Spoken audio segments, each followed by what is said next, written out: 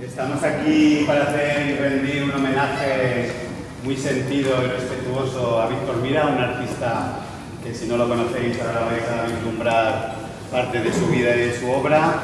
Tenemos además la presencia de su hermana Margarita, además de José Malvís, un poeta muy reconocido, y estaba previsto que el grupo Rinoceronte, los cuales me acompañan en cada espectáculo, tocasen en directo y además lo retuviesen, como hemos anunciado, pero a veces ocurren situaciones que nos controlan. Hemos intentado buscar la solución de mil maneras posibles y no pueden tocar. Y el técnico no tiene nada que ver, ni la empresa técnica que lleva la licitación. O sea, por eso no vamos a cobrar entrada, así que si a alguien no le gusta la obra, pues que se queje, pero no puede pedirnos derechos de lo que sea. Bueno, vamos a darles un aplauso porque sí que están muy sencillos.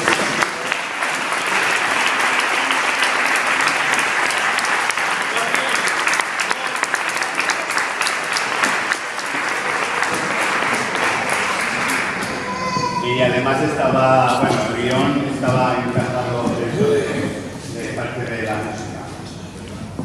Bueno, sin más, vamos a sosegarnos, vamos a empezar poco a poco, nos vamos a ir ubicando y disfrutar de cada momento. Muchísimas gracias por asistir.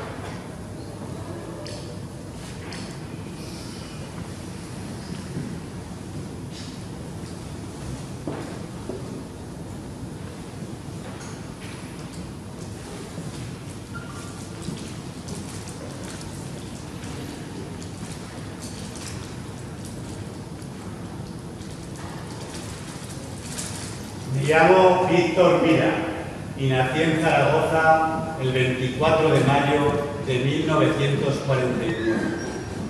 No exactamente. ¿Te llamas Víctor Manuel? Asumiendo esos papeles. La pintura primitiva, como decía Henry Moore, habla sin rodeos. Y yo seguía un poco los paradigmas de mi maestro pictórico y plástico, Paul Klee, que decía que no hay que pensar en la pintura final, sino que la propia pintura te dictamina el camino que tienes que elegir.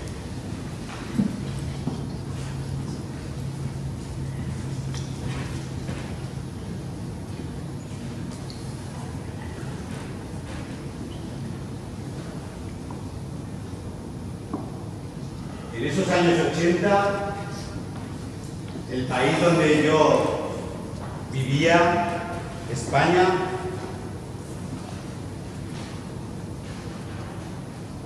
me rechazaba, me olvidaba. Por eso tuve que escribir una carta al ministro de Cultura de aquel entonces y además realizar diferentes acciones en publicaciones internacionales, como esta, Víctor Mira o el arte de la prostitución, el famoso travesti, Julieta, la burra, o esta, Así soy y así me quiere en España, con la foto del entierro de mi abuelo. Así me quería ver España, enterrado, muerto y sepultado. ¿Y qué conseguiste? Nada, mayor desprecio y más distancia.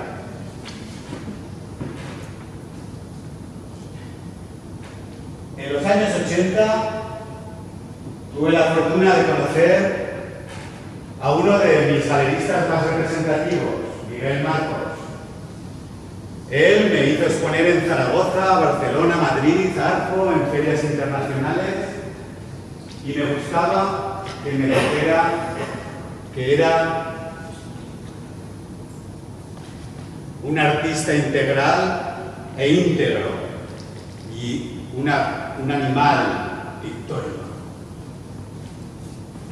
Mira, era un animal pictórico, un hombre entregado a su trabajo, un monje en su taller que vivía por y para el arte.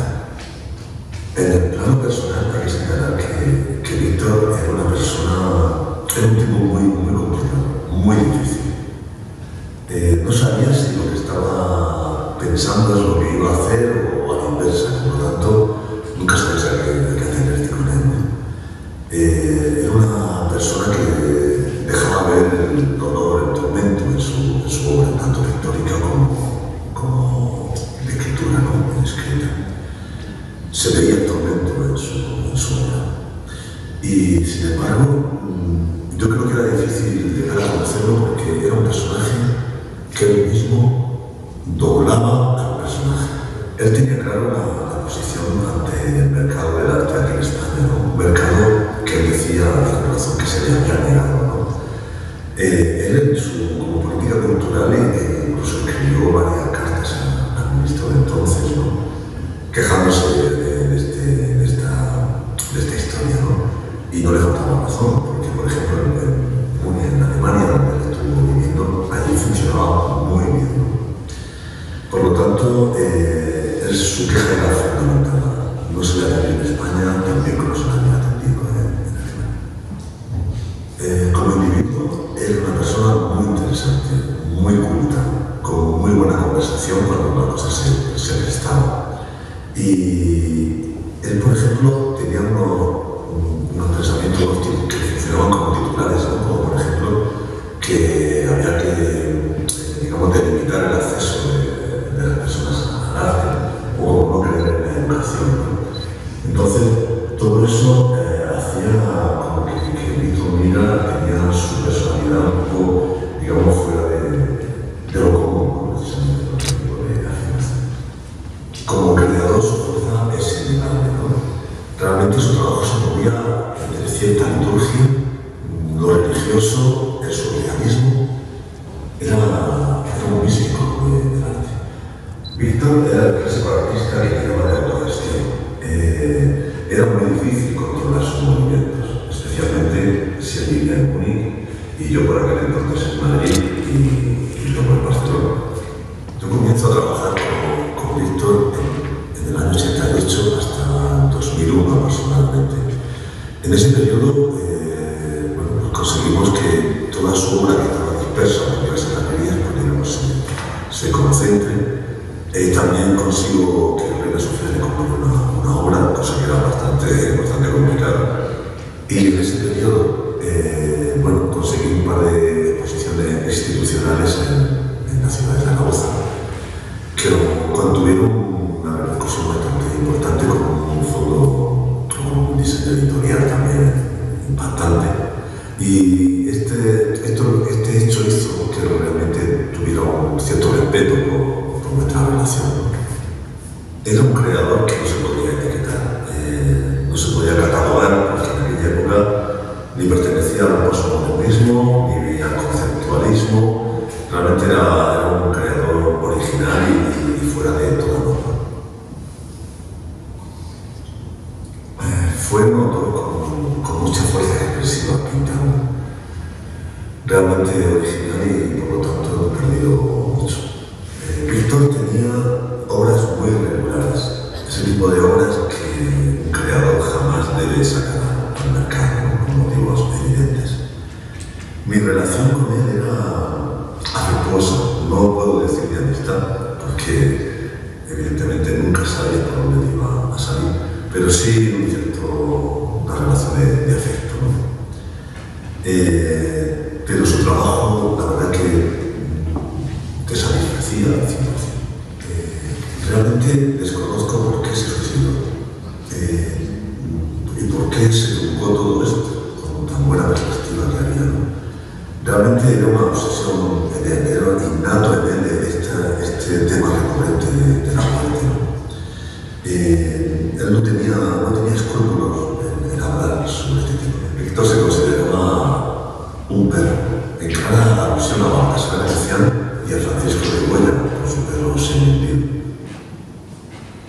Sí, de hecho le envié una carta a Antonio Saura diciéndole que él, junto a Goya, Buñuel y sobre todo Gracián, ese gran perro aragonés que incluso mudo había ladrado muy alto, que si yo podía ser ese quinto perro.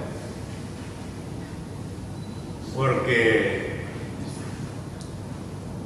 claro, yo, aun sin dientes y aunque me querían callar en mi tierra, podía aullar, no como Dios me mandaba, pero como yo dictaminaba. Por eso me convertí en el quinto perro de manera legítima cuando Saura me invitó a la conmemoración del 250 aniversario de Francisco de Goya en una exposición que se hizo en Foix. Me convertí en el quinto perro.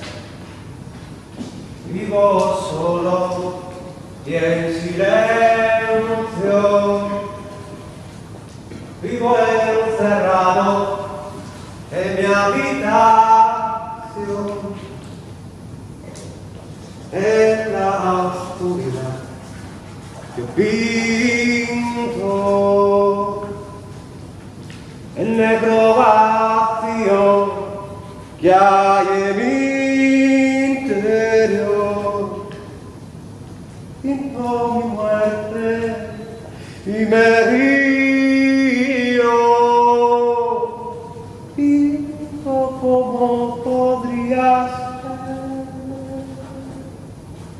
Soy caminante al abismo, un estilista sin miedo a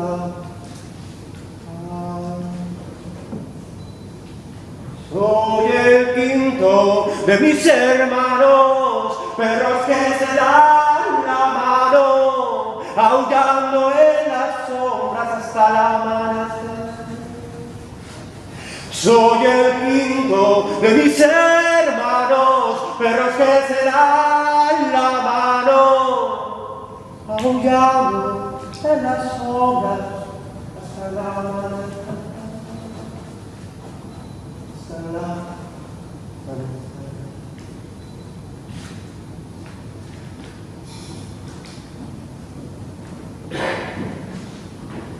Yo creo que Víctor Mira era un artista completo, no un genio, pero sí un artista completo. Su pintura provocaba sensaciones, su temática, si no estaba preparado, digamos, tenía esa preparación, hacía chocar un poco la mente, ¿no? Inevitablemente su obra tiene una calidad incuestionable, es una obra muy buena. Y ese toque expresionista hizo que sintonizara muy bien con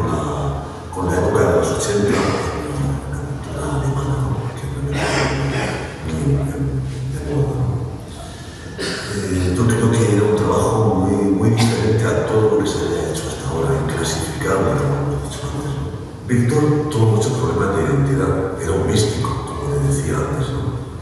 Él dormía en su casa en Alemania sobre un colchón con la bandera de España. Eso es una historia.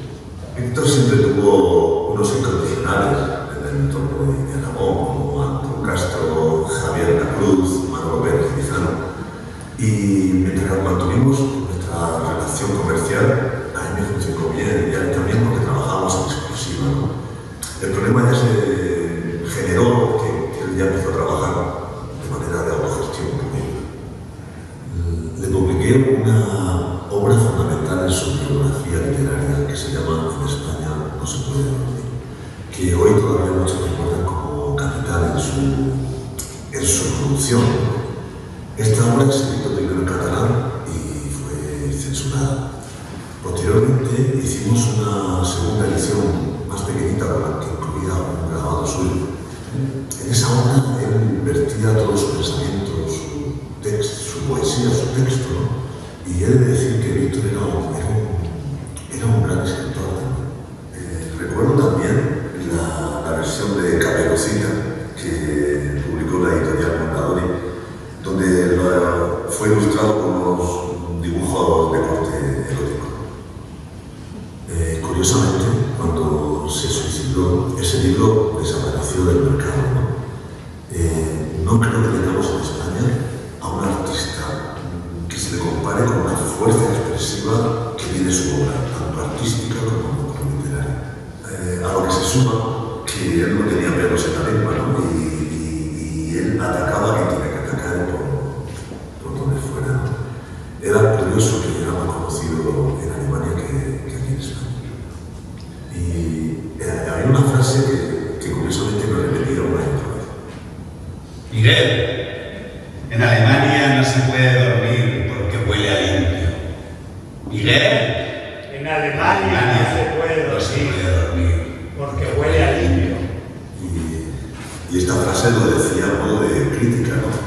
Es posible que con la grande calidad con la que trabajaba él allí en Alemania, grandes productoras de compra y venta de arte, pues haya sido posible así, ¿no? Lo que ocurre es que es muy difícil de argumentar esto, sobre todo cuando el artista no está vivo y no se puede defender.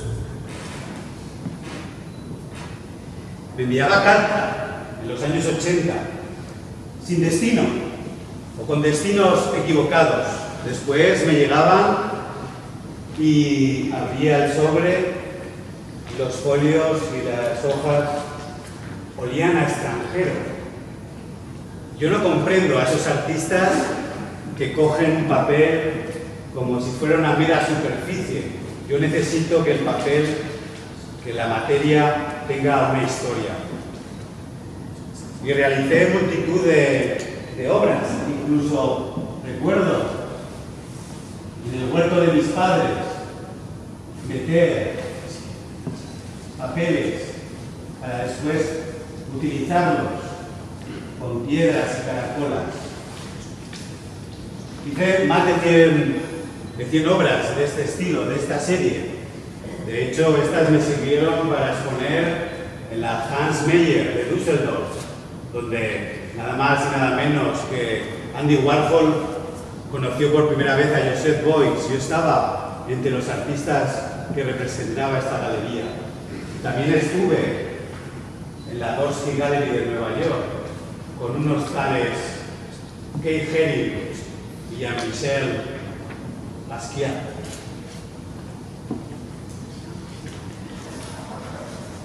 Pero también fui un artista comprometido. De hecho, nadie pintaba esto.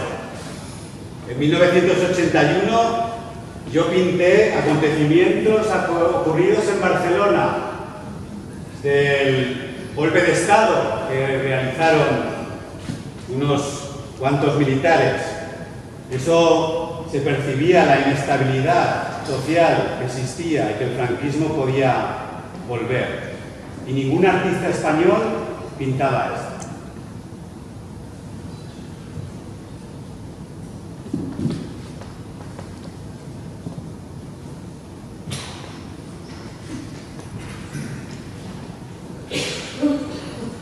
En 1988 me fui definitivamente a vivir a Múnich, exiliado. Allí conocí la obra de Joseph Beuys y Baselis, que realmente eran vasos comunicantes. Y me identificaba plenamente en ellos, pero también me empapé de la obra de Kiefer, Immendorf, Luper, Penck, ese expresionismo alemán que indagaba en la historia más cercana de su propio país, donde lo matérico, la crítica, la crisis y lo figurativo se entremezclaban. Y yo realmente estaba haciendo lo mismo, pero extrapolándolo a mi país. Oye, ¿y del amor? ¿Qué nos puedes decir? El amor no existe. Todos somos víctimas del sexo. Nos guste o no, todos somos víctimas. La historia de mi amor ha sido la historia de un gran desamor. La felicidad es estéril. Y yo me he aferrado a mi trabajo inagotable. Un corazón no es nada si no está apuñalado. No soy útil, no soy nada. He perdido la capacidad de elegir a mi torturador. Yo realmente a la única que he amado ha sido a Zaragoza. Cuando preguntan dónde está mi madre, enseño mi memoria vieja y digo, esta es mi madre de día y esta mi oración de noche. Me dañas, Zaragoza, con tus piedras llenas mis pies de callos. Me dejas sordo, madre, para que te escuche a medias. Y ahora calvo, también calvo. Si soy algo, señora, soy eso que pisas. No me des reposo si no me quieres. Pero deja que con este barro haga mi obra. Encumbra mi rocha, madre, que chorrea potencia y sabiduría. Escucha a tus pies el murmullo de tu hijo, aquel, el pintor, el santo. Ayúdame en esta tempera, madre. Te ofrezco esta acuarela cordero hecho a mano. Soy indigno, lo reconozco. Te hice esta otra que considero todavía mejor. Estoy confundido junto a mi último óleo, tan callado. Espero, amor mío, que digas lo mejor. Sálvame, di que es bueno. Inflama mi pincel, Zaragoza, y que arda en brasa pura. No te comprendí, señora. Me castigabas con tu tierra y tu cielo, ese manjar de manjares. Reina Zaragoza, me descubro ante ti de amarguras. Pégame con tu sed abrasadora, hazte amar. 1000 cuadros diera yo de los mejores, los que hice en rebeldía. Te los consagro, Madre Cielo. Zaragoza, ortigas y cardos son tu cielo para mí, y mis ojos sangrantes, a pesar, te miran. Vuelvo mis ojos y sintiéndome pequeño, tengo el ansia y clavo mis pinceles en la profunda sencillez de tu cielo. Renuncio a mi vanidad y como la mierda que sale del culo aspira a la tierra, así mi alma busca tu cielo. ¿Cuántos cuadros habrás pintado en tus 54 años de vida? Pues realmente no lo sé. Yo pintaba de manera compulsiva. Yo me metía en el estudio desde las las 5 de la mañana y hasta que acababa rendido en el suelo. Tenía 2 talleres en Alemania, uno heredado de un carpintero alemán al lado del lago Ammer, en Baviera, y ahí acumulaba miles y miles de obras, sin exagerar, con sus detritos y sus acumulaciones de residuos alrededor. Se respiraba realmente una atmósfera muy cargada, muy intensa, donde, bueno, la muerte estaba muy, muy presente. De hecho, creo que si he dejado algún legado, ha sido en la transformación y reinvención de la muerte mirándose al espejo, donde la vanitas, las crucifixiones, las calaveras, los esqueletos procedían de la muerte.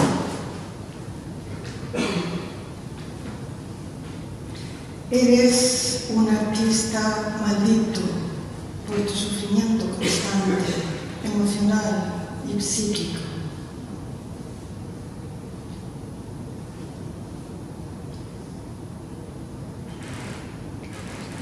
Sí, bueno, pero realmente he dejado unas series muy interesantes para los espectadores. Las hiladuras, los caminantes, esos viajeros eternos de cuerpo y alma en ese trayecto en búsqueda de lo nuevo. O esos estílicas donde ese asceta está viviendo encima de un pilar, como el Simeón de Buñuel, el Simeón en el desierto, que cada vez tolera menos a la gente, que vive en un pilar de 3 metros y al final alcanza 15. Con Bach he adquirido el azul y el negro. Sus notas para mí han sido cruces que ponía en el pentagrama. Y con Beethoven hice los antihéroes, esos personajes que están moribundos y muertos en el lecho de una cama, con el abdomen abierto, totalmente descreídos. Realmente dialogué de tú a tú con los genios de la cultura alemana.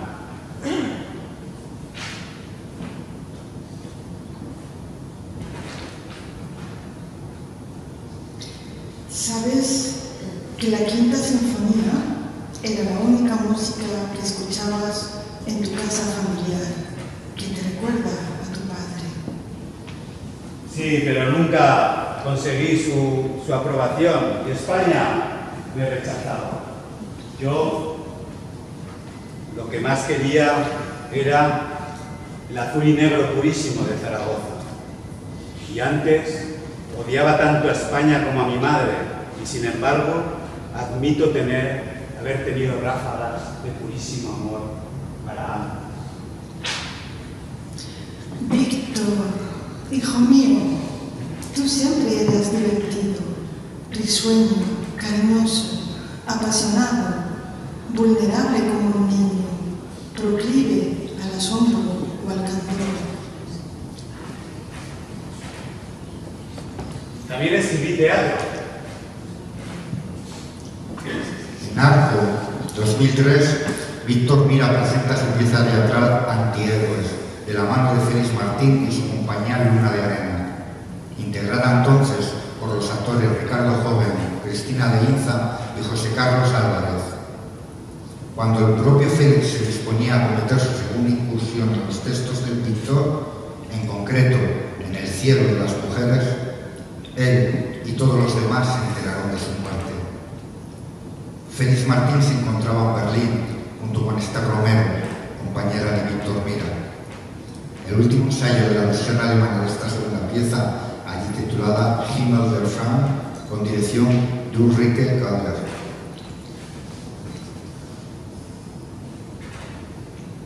La pena me dio no ver el libro acabado de Oratorio Taurino que hice con Espartaco, con 14 magníficas litografías que realicé del tema de la tauromaquia, donde yo me identificaba también con los toreros, porque los toreros en cada corrida pueden morir y yo en cada pincelada también. De hecho, siempre que pinto me siento en un estado como de inmortalidad y siempre me amenazo a mí mismo con la muerte para sentir cada pincelada como si fuera la última.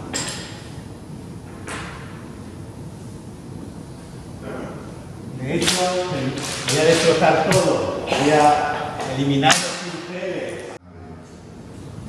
Dios mío, ¿por qué recuerdo y me haces vivir recordando?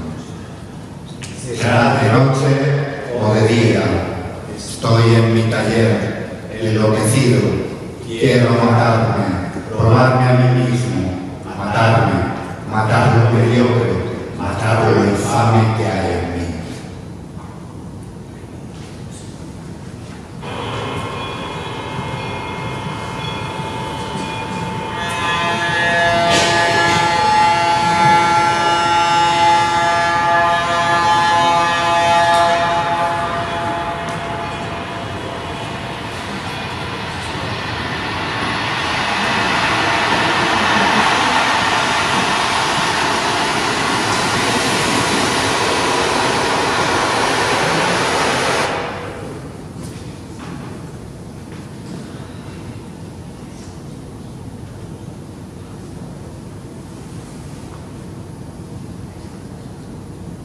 ¿Cantas el quinto perro? Así estaba estipulado.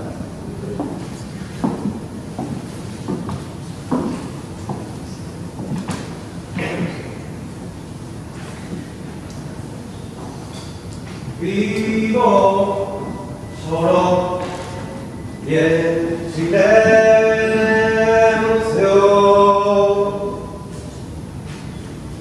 Vivo encerrado en mi habitación, en la oscuridad yo vivo, en el vacío que hay en mí, pinto mi muerte y me río. Pinto como podría ser.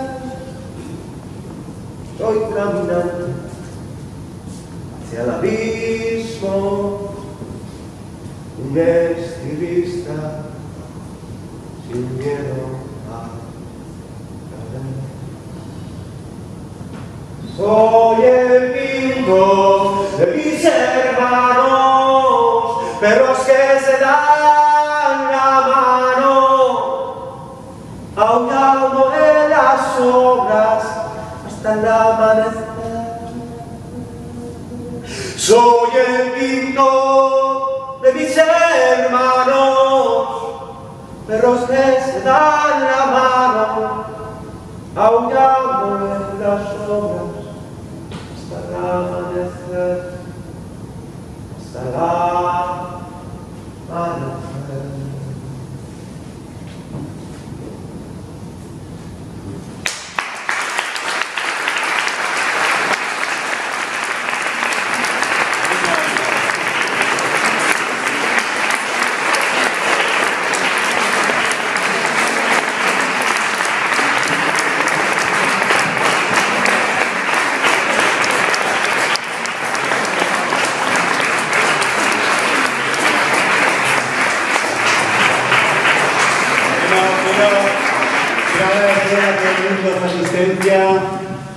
Antón Castro, que se va de Remanguillé, que tendrá seguramente algún otro compromiso, porque él me incitó realmente a que hiciera una especie de homenaje con eso que yo más o menos sabía hacer ahí encima del escenario. Quiero agradecer, por supuesto, a Margarita, hermana de Víctor Mira, que esté aquí presente.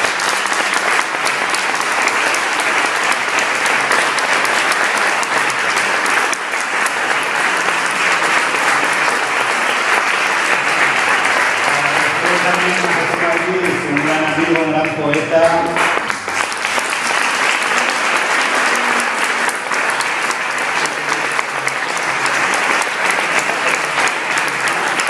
Ha sido una lástima que no hayamos podido escuchar en toda su plenitud a Vinoceronte, porque yo creo mucho en ellos, tienen una música excepcional.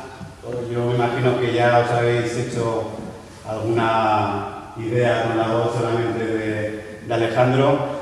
Ha sido una pena que no haya funcionado por problemas técnicos nuestros la música.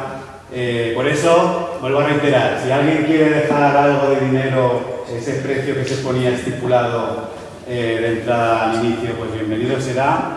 Y si no, pues muchas gracias por haber venido, porque ha sido un placer que esto esté más o menos lleno, que eso siempre da un calor muy interesante. ¡Viva Víctor Mira!